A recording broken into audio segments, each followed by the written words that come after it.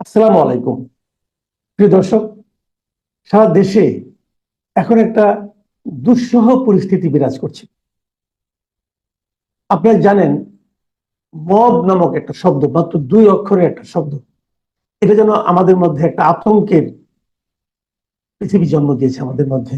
এবং আমরা সবাই ভয় থাকছি যে আজকে না জানি আবার কোথাকার কি খবর পাই। ঢাকার বাইরে, ঢাকায়, সব জায়গায় হচ্ছে। এবং সরকারের পক্ষ থেকে একটাই কথা বলা হচ্ছে, আমরা এটা দেখছি, আমরা চিরুনি অভিযান চালাবো অপরাধীদের ধরতে, এগুলো। পাশাপাশি আমরা দেখছি এই ধরনের এই যে বিচার বহির্ভূত হত্যা বলেন, মব বলেন, বিশৃঙ্খলা বলেন, এইগুলো নিয়ে এক ধরনের রাজনীতি চলতে। কোনো কোনো রাজনৈতিক দল অপর একটি রাজনৈতিক দলকে তার উপর দায় চাপিয়ে এটা নিয়ে যেন একটা রাজনীতি করতে চাচ্ছে। কিন্তু এটা আসলে কার দায়? মব থামানো, মব হতে না দেওয়া, এটা আসলে কার দায়িত্ব? কোনো পলিটিক্যাল পার্টির নাকি গভর্নমেন্টের? এসব প্রশ্ন কিন্তু উঠছে। তো এই বিষয়গুলো নিয়ে আলোচনা করার জন্য আজ আমাদের সঙ্গে উপস্থিত আছেন নওগাঁ বিশ্ববিদ্যালয়ের উপাচার্য professor doctor Mohammad Hasnat Ali. Professor Hasnat Ali, আপনাকে আমাদের অনুষ্ঠানে স্বাগত জানাচ্ছি। আশা ধন্যবাদ করি আপনাকে। শুনতে পাচ্ছেন। জি। আপনি প্রথমবারের মতো, আপনি যদিও ব্যক্তিগতভাবে আমার খুবই প্রিয় একজন ব্যক্তি, কিন্তু প্রথমবারের মতো আমার এই অনুষ্ঠানে আপনাকে আমরা পেলাম। আপনি খুবই ব্যস্ত থাকেন, তার মধ্যে যে সময় করে আমাকে আমাদের অনুষ্ঠানে উপস্থিত হয়েছেন, এই জন্য আপনার প্রতি আমাদের কৃতজ্ঞতা। প্রফেসর হাসনাত আলী, আপনি শুনলেন আমি একটা ভূমিকায় একটু বড় করেই বললাম যে এই যে মবগুলো হচ্ছে, এটা সব মিলিয়ে ধরেন এই যে মিটফোর্ডে সর্বশেষ যে ঘটনাটা ঘটলো, এটার জন্য আসলে দায়টা আপনি মূলত কাকে দেবেন? দেখেন, সব পলিটিক্যাল পার্টিগুলি কিন্তু বিএনপিকে দায় দিচ্ছে যে বিএনপির লোক, বিএনপি যারা মেরেছে তাদের সঙ্গে বিএনপির এক ধরনের সম্পৃক্ততা আছে। এবং ইন্টারেস্টিং হলো, যে মারা গেছেন উনিও বিএনপির সঙ্গে ওনার একটা সম্পর্ক ছিল। তো এই আইনহীনতা, বিচারহীনতা, এটা আসলে কিসের প্রতিফলন? ধন্যবাদ আপনাকে। ধন্যবাদ জানাচ্ছি আপনার এই জনপ্রিয় শোর অগণিত দর্শক শ্রোতাদেরকে। দেখেন, প্রথমেই আমি এই ঘটনার নিন্দা জানাচ্ছি এবং 24শে জুলাই আগস্টের বিপ্লবের মধ্য দিয়ে আমরা যে বাংলাদেশে নিঃশ্বাস নিচ্ছি, সেই বাংলাদেশের মাটিতে দাঁড়িয়ে এ ধরনের একটি পাশবিক হত্যার দৃশ্য দেখতে হবে, সেটি একজন শিক্ষক হিসাবে আমি এটা স্বপ্নও ভাবিনি এবং কল্পনাও করিনি, কিন্তু এটি বাস্তবতা।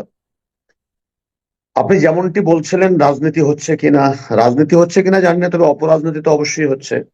না হলে একই দিনে আপনি খুলনাতে যুবদলের এক সাবেক নেতাকে গুলি করে হত্যা করলো, তারপরে সন্ত্রাসীরা তার মৃত্যু নিশ্চিত করার জন্য পায়ে নখ কেটে দিল। চাঁদপুরে মসজিদের ইমামের বক্তব্য পছন্দ হলো না বলে তাকে উপর্যুপরি চাপাতিতে কোপালো, প্রতিবাদ দেখিনি।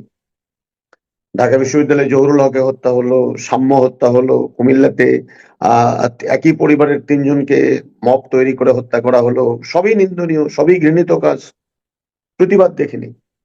প্রশ্ন হলো যে যে আপনি বিএনপি কে নিষিদ্ধ করবেন, বিএনপি কি করতে পারতো? আমি এই ঘটনাটা ঘটার পরে নিজে বাকরুদ্ধ। আমি জানার চেষ্টা করলাম যে বিএনপি আসলে আর কি কি করতে পারে। বিভিন্ন অভিযোগে, অপবাদে প্রায় 3600 মানুষকে বিএনপি বহিষ্কার করেছে।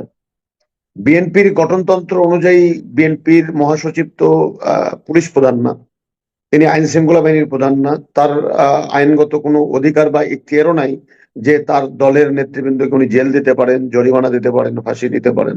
উনি যে কাজটি করতে পারেন সেটা ওনাকে বহিষ্কার করতে পারেন সর্বোচ্চ শাস্তি, সেটা করেছে।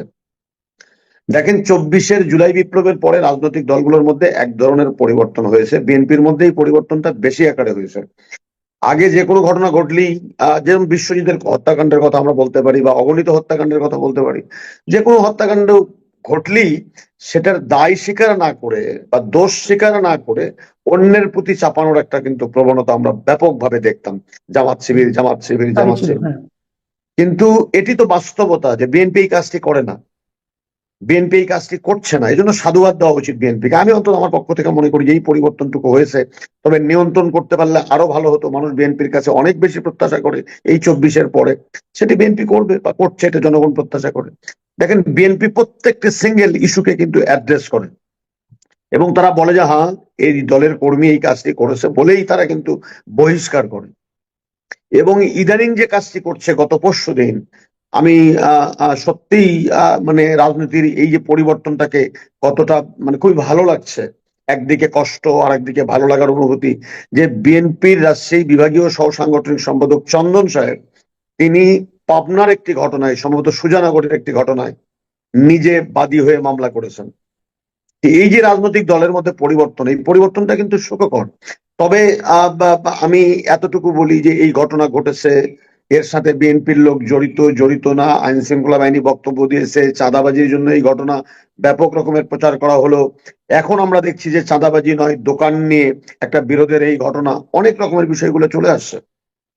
কালকে একটা ভিডিও ফুটেজ দেখলাম যে তার বোন অভিযোগ করছে যে যাদেরকে ভিডিও ফুটেজে দেখা গেল আইন শৃঙ্খলা বাহিনী তাদের নাম অন্তর্ভুক্ত করলো না, একটা কাগজ দেখালো আর একটা কাগজে স্বাক্ষর নিল, জানি না কতটুকু সত্য কতটুকু মিথ্যা, কিন্তু এগুলো কিন্তু ভার্চুয়াল জগতে এই ভিডিওগুলো খুঁজে বেড়াচ্ছে। এবং যারা হত্যার সাথে জড়িত থাকলো তাদেরকে এখনো মূল আসামি যে যার বাড়ি ভোলাতে, আজকেও সকালে পত্রিকায় দেখলাম তিনি এখনো ধরাছোঁয়ার বাইরে। এই ঘটনাগুলো কেন ঘটছে? এগুলো ঘটা কাম্য নয়।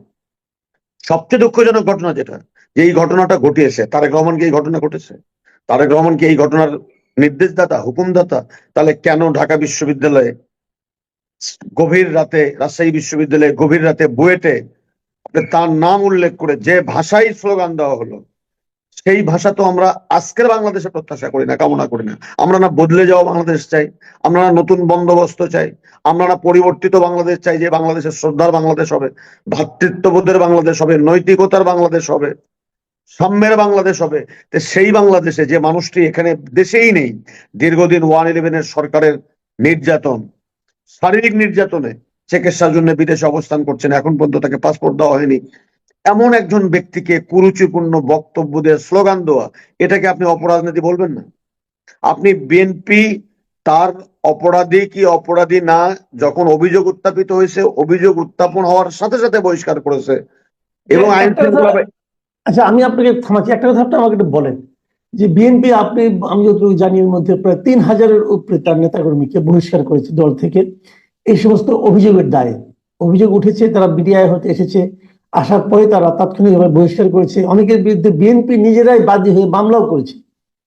তো বাংলাদেশের ইতিহাসে এই ধরনের ঘটনা কিন্তু আগে খুব একটা দেখা যায়নি। এখন প্রশ্ন হচ্ছে, এত কঠিন ব্যবস্থা নেওয়ার পরও কাজ হচ্ছে না কেন? তাহলে কি তারা ভেবে নিচ্ছে যে, অনেকে এটাও বলছে যে এই বহিষ্কার লোক দেখানো 2 মাস 3 মাস পরে তাদেরকে আবার নিয়ে নেওয়া হচ্ছে, তো এই ধরনের ব্যাপারটা কেন, কাজটা কেন হচ্ছে না, আপনার কি মনে হয়?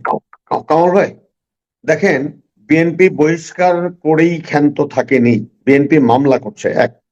2 নম্বর কথার সাথে সাথে তারেক রহমান নিজে ভার্চুয়ালি, আমি তার বক্তব্য যে কটা শুনলাম, উনি আইন শৃঙ্খলা বাহিনীর প্রতি আহ্বান জানিয়েছেন, অনুরোধ করেছেন যে এদেরকে যেন দ্রুত গ্রেপ্তার করে আইনের আওতায় আনা যায়। তাহলে যে দল তার কর্মীকে বহিষ্কার করছে, মামলা দিচ্ছে এবং সরকারের প্রতি আহ্বান জানাচ্ছে যে আপনারা গ্রেপ্তার করুন, আমার কষ্টটি সেটি হলো যে আইন শৃঙ্খলা বাহিনী এই বিষয়টাই কেন অ্যাক্ট করছে বা অ্যাক্ট করছে না। দেশে এখনো সেনাবাহিনী ম্যাজিস্ট্রেসি ক্ষমতা নিয়ে আছে। আমার মাঝে মাঝে প্রশ্ন লাগে, সেনাবাহিনী মাঠে থাকা মানে তো একটা তটস্থ ভাব থাকা, এবং একটা অন্তর্বর্তীকালীন সরকার ক্ষমতায় থাকা মানে, যেহেতু সে কোনো দলের সরকার নয়, অতএব নির্মোহভাবে অপরাধীকে অপরাধী হিসাবে চিহ্নিত করে তাকে আইনের আওতায় আনলে আমার মনে হয় মানুষ খুশি হবে, মানুষ অখুশি হবে না।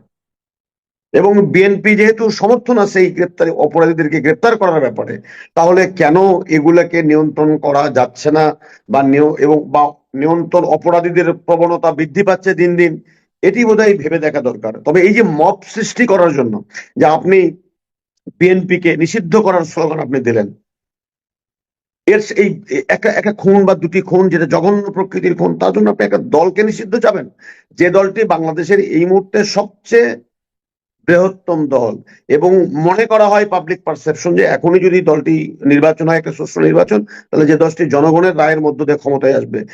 আপনি হত্যার বিচার চান, আপনি হত্যাকারীর বিচার চান, স্লোগান দেন, আমাদেরকেও ডাকেন, আমরাও যাব সেই বিচার করতে, স্লোগান দিতে, মাঠে যাব প্রতিবাদ করতে, কিন্তু আপনি দল নিষিদ্ধ করবেন, তারেক রহমান সম্পর্কে কুরুচিপূর্ণ শব্দ প্রয়োগ করবেন, এটি তো প্রত্যাশিত হতে পারে না কামাল ভাই।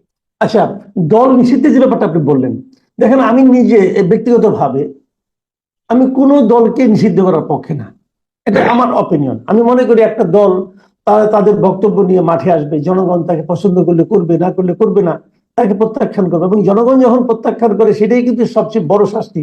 কোনো রাজনৈতিক দলের জন্য, এটা আমি মনে করি।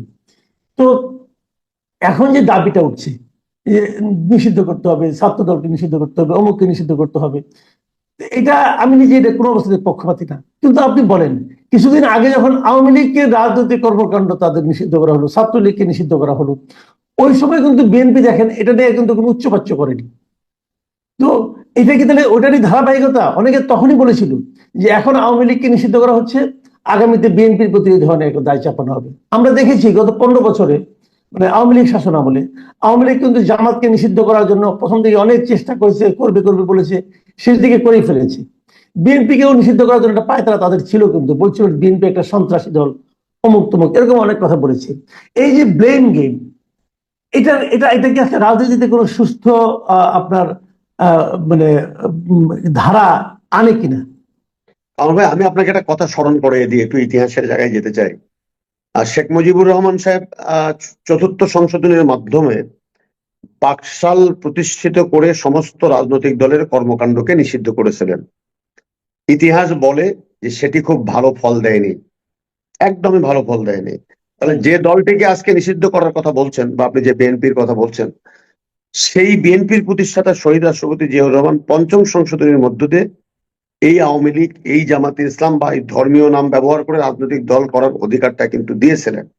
যার কারণে বিএনপি বলার চেষ্টা করে যে যদি অপরাধের মধ্য দিয়ে বা বিচারাঙ্গনের মধ্য দিয়ে কেউ যদি অপরাধী সাব্যস্ত হয়, সেটা দল হোক, ব্যক্তি হোক, সে নিষিদ্ধ হোক। কিন্তু আপনার মতো করেই বোধহয় বিএনপি ভাবে যে ঢালাওভাবে কোনো রাজনৈতিক দলকে নিষিদ্ধ করা কতটা যুক্তিযুক্ত হবে, সেই চেতনা, যেহেতু তাদের দলের নেতা রাজনৈতিক দল নিষিদ্ধ করার থেকে একটা অবারিত গণতন্ত্র বা বহুদলীয় গণতন্ত্রের চর্চার ক্ষেত্র তৈরি করেছিলেন বাংলাদেশে, সেই রকম চিন্তা বিএনপি করে বলেই তো তারা বোধহয় চুপচাপ ছিল। তবে এটাও তো সত্য যে আওয়ামী লীগ গত 18টি বছর যে অবিচার, অনাচার, লুটপাটের অর্থনীতি, তারপরে এই যে অপরাধ করে অন্যের ঘাড়ে দোষ চাপানোর যে অপসংস্কৃতি, সেগুলো যেগুলো করেছিল, এটি বাংলাদেশের বর্তমান প্রেক্ষাপটে তাদের কর্মকাণ্ড নিষিদ্ধ না করলে এই আইন শৃঙ্খলা বাহিনী পরিস্থিতি আরো অবনতি হওয়ার আশঙ্কা কিন্তু একেবারে উড়িয়ে দেওয়া যায় না, এবং সেটা কিন্তু হতো। যাক, সেটা অন্য ডিবেট। আমি শুধু এতটুকু বলি যে এই যে আজকের যে যায়, গত 18 বছর যে দলটি লড়াই সংগ্রাম করলো, যাদের অগণিত নেতাকর্মী একবারে নাই হয়ে গেছে, ইলিয়াস আলী, চৌধুরী আলম, আরো অনেক, কেউ জানে না, স্ত্রী জানে না তার স্বামী কোথায়, সন্তান জানে না তার বাবা কোথায়, বাবা জানে না তার সন্তান কোথায়, এরকম একটি ভয়াবহ অবস্থার মধ্য দিয়ে যে দলটি গেল, যে দলের চরিত্র হনন করার জন্য পার্টি অফিসে এই হারুন সাহেবরা, পুলিশের হারুনরা, তারা ককটেল রেখে, অস্ত্র রেখে তাদেরকে হিউমিলিয়েট করার চেষ্টা করা হলো, সাজানো ঘটনা ঘটিয়ে বিএনপির উপরে দোষ দেওয়ার চেষ্টা করা হলো, কত বিএনপির মহাসচিবকে ময়লা পোড়ানোর গাড়ির আসামি করা হলো, আমাদের মতো শিক্ষকদেরকে এই আপনাদের মতো টকশোতে এসে কথা বলি বলে 18 সনে গায়েবী মামলা দিয়ে হয়রানি করা হলো। শুধু কি তাই, 111-এর পরে, 111 তৈরি করার আগে মিডিয়া ট্রায়াল করে হাওয়া ভবন নামে বিএনপির একটি পার্টি অফিসকে দুর্নীতির আতুরঘর নামে পরিচিত করে একটা সারা দেশে জিয়াউর রহমানের সন্তান বা বিএনপির প্রতি একটি ব্লেম গেম করা হলো। কই, গত 15টি বছর, 16টি বছর দুর্দান্ত প্রতাপের সাথে শেখ হাসিনা ক্ষমতায় থাকলো, 1 টাকার দুর্নীতি প্রমাণ করা গেল না। সব সময় এই পরিবার বা এই দলের প্রতি টার্গেটটা কেন, কাদের উদ্দেশ্য, এটাকে আপনি ষড়যন্ত্র বলবেন না? 15 বছরের দুর্নীতি প্রমাণ করা গেল না। যদি শেখ হাসিনা পারতেন দুর্নীতি প্রমাণ করতেন, আজকে কটূক্তি করেন, তার খারাপ শব্দ ব্যবহার করে তার বিরুদ্ধে স্লোগান দেন কেন, যিনি 18টি বছর এদেশের তরুণ প্রজন্মকে, আপনি তার দলের লোক যদিও আমি বলি, সাধারণ মানুষ যদি বাদও দিই, তাও তো 40% মানুষ তার কথা মতো আজকে সেই দলকে ভাঙার চেষ্টা করা হয়েছে, করেনি, তার দিকে তাকিয়ে ঐক্য অখণ্ড রেখেছে। আপনি দেখেন বেগম খালেদা জিয়াকে যখন ঘর ছাড়া করা হয়, বাড়ি ছাড়া করা হয়, কারা তখন তার বাড়িতে রুচিহীন পত্রিকা রেখে ওনার কে হিউমিলিয়েট করার চেষ্টা করা হয়েছে, তার ফ্রিজে অবৈধ জিনিস রেখে তাকে হিউমিলিয়েট করার চেষ্টা করা হয়েছে। বেগম খালেদা জিয়া চাইলে তো আপোষ করতে পারতেন, তাকে মৃত্যুর মুখোমুখি দাঁড় করানো হয়েছে, মৃত্যুর মুখোমুখি দাঁড়িয়েও তিনি আপোষ করেননি, তিনি বলছেন এই দেশ আমার। তাহলে যে ব্যক্তি, যে পরিবারটা গণতন্ত্রের জন্য এতটা ত্যাগ স্বীকার করলেন, সেই পরিবারকে টার্গেট করা, সেই পরিবারের বড় সন্তানের প্রতি বা একটা দলের সর্ববৃহৎ সেকেন্ড ব্যক্তির প্রতি, যিনি এই 18 বিপ্লবেও তার দলের নেতৃবৃন্দকে, দেশবাসীকে উদ্দীপ্ত করেছেন, পথ নির্দেশিকা দিয়েছেন, সেই ব্যক্তিকে নিয়ে যখন কুরুচিপূর্ণ স্লোগান দেয়, 24-এর জুলাই বিপ্লবের পরে এটি তো একটি অশনি সংকেত দেশের গণতন্ত্রের জন্য। বরং আমি শুধু কামাল ভাই একা ছোট করে বলি, 24-এর যে পক্ষ শক্তি, এই পক্ষ শক্তির মধ্যে বিভাজন, পক্ষ শক্তির মধ্যে অনৈক্য, স্বৈরাচারকে ওয়েলকাম করছে কি না, সেই বিষয়টি রাজনীতিবিদদেরকে আমি ভেবে দেখার জন্য অনুরোধ করবো। কারণ জি 24-এ যারা কাঁধে কাঁধ মিলিয়ে লড়াই করলো, সমস্ত ভেদাভেদ ভুলে গিয়ে লড়াই করলো, তাদের মধ্যে এই বিভাজন কেন? গত 18টি বছর যারা বিএনপির রাজনৈতিক অ্যালায়েন্স হিসেবে কাজ করলো, একসাথে সরকার পরিচালনা করলো, একসাথে সংসদে বিরোধী দল করলো, একসাথে রাজপথে আন্দোলন করলো, তাদের তাদের পক্ষ থেকে আজকে কটূক্তি আসছে কেন? কেন তারা এক জায়গায় বসতে পারে না? কেন কথা বলতে পারে না? কেন নিজেদের এই সংকীর্ণ ভেদাভেদ ভুলতে যেতে পারে না? আমরা তো 24-এর পরেও তো দেখেছি আমাদের ছাত্র বন্ধুরা যারা রক্ত দিল, আমি স্যালুট জানাই, তারা তারেক রহমানের সাথে বসে মিটিং করেননি? এখন আর একটা মিটিং করেন না যে আপনার দলের নেতৃবৃন্দ এই সমস্ত অভিযোগে অভিযুক্ত, আপনি আরো শক্ত হন? যদি বহিষ্কার করাই যদি পর্যাপ্ত না হয়ে থাকে, তাহলে ওনার কাছে প্রস্তাব দেন যে কি করলে আর কি বিএনপি করতে পারে, যে করার মধ্য দিয়ে এই সমস্ত দুর্বৃত্তদেরকে বা দুর্বৃত্তায়নদেরকে বা এই চাঁদাবাজি এবং এই দখলবাজি যেগুলো হচ্ছে সেগুলোকে কঠোর হাতে নিয়ন্ত্রণ করা যায়। আমি একটা জিনিস লক্ষ্য করছি বিভিন্ন জায়গায়, এটা আমার শেষ প্রশ্ন আপনার কাছে আসলে, যে আপনি তো একজন শিক্ষক, বিশ্ববিদ্যালয়ের শিক্ষক, যদিও এখন নওগাঁ বিশ্ববিদ্যালয়ে সেভাবে একাডেমিক কার্যক্রম চালু হয়নি, কিন্তু আপনি তো দীর্ঘদিন পুরো আন্দোলনের সময় রাজশাহী বিশ্ববিদ্যালয়ে ছিলেন এবং রাজশাহী বিশ্ববিদ্যালয়ে খুবই অ্যাক্টিভ একজন শিক্ষক ছিলেন আপনি। আপনি স্টুডেন্টদের খুব ক্লোজলি দেখেছেন, স্টুডেন্টরাও প্রচুর স্টুডেন্ট আপনার সঙ্গে যোগাযোগ করেছে আন্দোলনের সময়, যেগুলো আমি জানি আর কি, আমার যারা যদি ভুল না থাকে। তো সেই স্টুডেন্টদের মধ্যে আপনি এখন কি কোনো পরিবর্তন দেখতে পাচ্ছেন? আমরা এর মধ্যে চট্টগ্রাম বিশ্ববিদ্যালয়ে দেখলাম একটা ঘটনা, যে স্টুডেন্টরা যে ভিসি কে বলছে যে আমরা আপনাকে এখানে বসিয়েছি, আপনি আপনার যোগ্যতা আসেন নাই, অর্থাৎ আমরা যা বলতে চাই সেটা আপনাকে শুনতে হবে।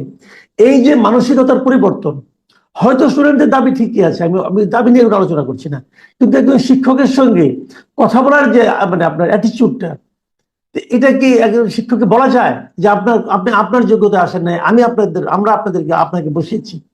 এটা কি তাই হয়? আপনি কি এই যে একটা বিশ্ববিদ্যালয়ের উপাচার্য হয়েছেন, আপনাকে কি কেউ বসিয়েছে, নাকি আপনি আপনার যোগ্যতার কারণে এসেছেন?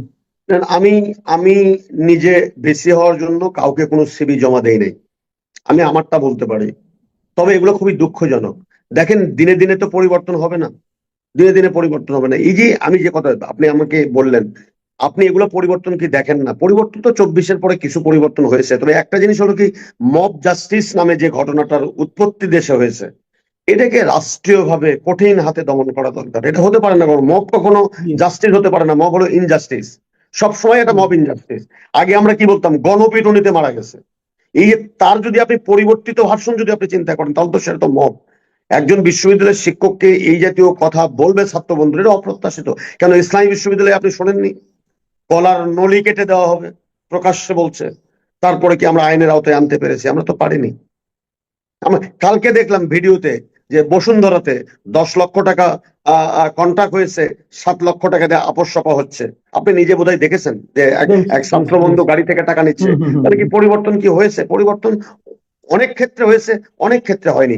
এই যে রাজনৈতিক পরিবর্তন যেগুলো হচ্ছে, তত্ত্বাবধায়ক সরকার, দ্বিকক্ষ বিশিষ্ট সংসদ, তারপর 70 অনুচ্ছেদ, প্রধান বিচারপতির নিয়োগ, তত্ত্বাবধায়ক সরকারের নিয়োগ, রাষ্ট্রপতি প্রধান বিচারপতির রাষ্ট্রপতি প্রধানমন্ত্রীর ক্ষমতার ভারসাম্য, এগুলো নিয়ে রাজনৈতিক দলের মধ্যে যে ঐক্যমত্য তৈরি হচ্ছে, এটা পজিটিভ দিক। কিন্তু এই ছাত্র বন্ধুরা তাদের ক্লাসে ফিরে যাওয়ার কথা ছিল, ক্লাসে ফিরে যাওয়ার, সেই ক্লাসে ফিরে যায়নি এমনটি আমি বলবো না, তবে যেভাবে যাওয়ার কথা ছিল।